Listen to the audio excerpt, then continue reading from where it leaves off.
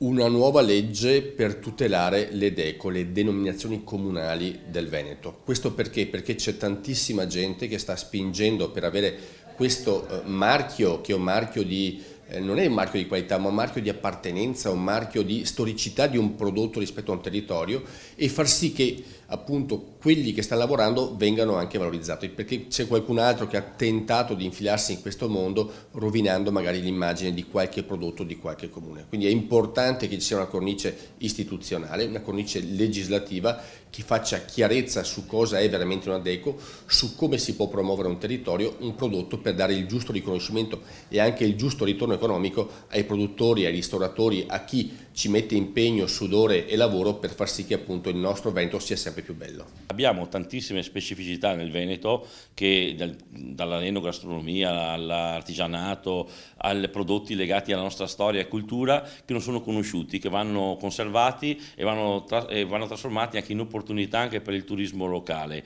E la DECO significa che il comune riconosce questa specificità, questa bontà e questa storicità a un determinato prodotto, e ora con questa legge mettiamo a sistema il tutto a livello Veneto, perché deve essere un tassello dell'offerta turistica, anche gastronomica e artigianale del nostro territorio. Oggi ciò che è particolare, specifico, legato al territorio diventa un grande valore, un grande strumento di promozione, di marketing, perché viviamo in un mondo sempre più standardizzato. Le DECO aiutano a fare questo. Abbiamo una grandissima opportunità di avere questa forte visibilità sia con l'ITB di Berlino per i primi giorni di marzo, e sia anche per quanto riguarda la proposta di legge che sta iniziando il suo grande cammino per arrivare a una legge regionale ben definita, speriamo in brevissimo tempo. Gli obiettivi di questa proposta di legge sono quelli di fare chiarezza, finalmente fare disciplinare e regolamentare un argomento che è dibattuto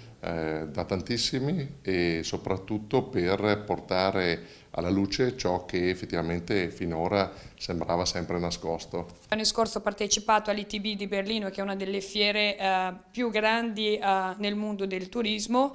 Ho partecipato come ospite allo stand di Incoming Italy Europlan, alla quale il sindaco di Bardolino è operatore turistico, e sulla mia richiesta di ospitare le DECO ci sarà a Berlino un momento dedicato alle DECO.